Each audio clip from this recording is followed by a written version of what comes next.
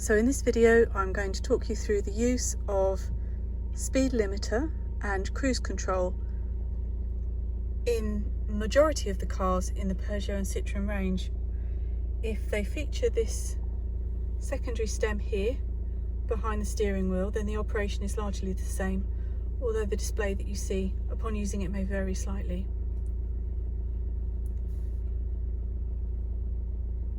You'll see from the stem that there's a button on the top, the bottom, the tip that all depress. There's a wheel section here which moves to select the function that we're looking for, and to the rear of the control are two finger indents at the top and the bottom, and also another place that you can control that wheel from, which we'll go through the functions of those buttons in a moment. So with the stem, we'll first talk about speed limiter. By moving the white line to the top here, I've selected speed limiter. Now on this Peugeot 3008, on the up display, you'll see here now that this symbol has appeared on the dash, letting me know that the speed limiter function has been enabled, and the speed that it's currently limited to is 19 miles per hour. Interestingly though, that's not turned on. In order to turn on the speed limiter, I need to go back to this control and push the button here on the end. A new message now appears to let me know that the speed limiter is active and that reading has turned to an amber colour.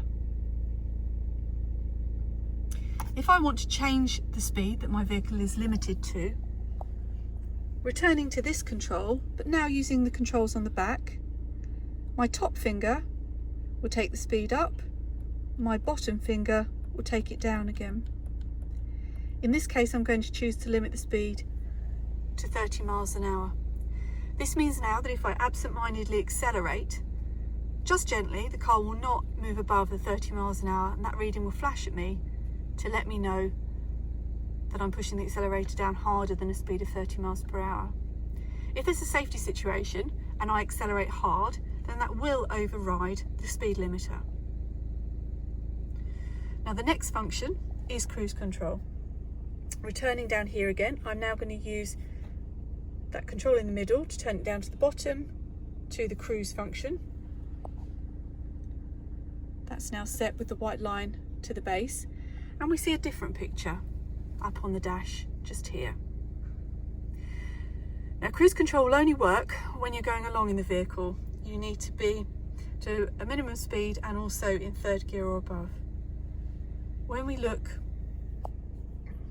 at the speed control settings, again I'm going to go to the two controls on the back. I can push either one of these to set my speed, so I get into fourth gear up to 30 miles an hour and I'm happy to cruise. I simply squeeze on either of these and that will lock my speed. Now at the moment I'm getting a message to say cruise control not possible, speed too slow. That's of course because I'm stationary. Now if I had to brake, for example, and then I wanted to return to the speed at which I'd previously been cruising, I can use this resume button on the tip. So by pushing that, it will take me back to the speed that I was last cruising at. If I wanted to adjust the speed that I'm cruising at without touching the accelerator, again, I'm going to use the controls here to the back of the stem to take my speed up or down accordingly. Now a slightly longer push will skip the speed up at 5 miles an hour, a short push takes it up 1 mile at a time. There are memory functions on here where you can preset speeds, but I'll deal with that in another video. So just to recap, everything that you see here, this is the speed, this is the cruise control sign, disappears altogether when I turn it off, that's the middle position, and then when I turn that switch to the top again, that's the speed limiter sign.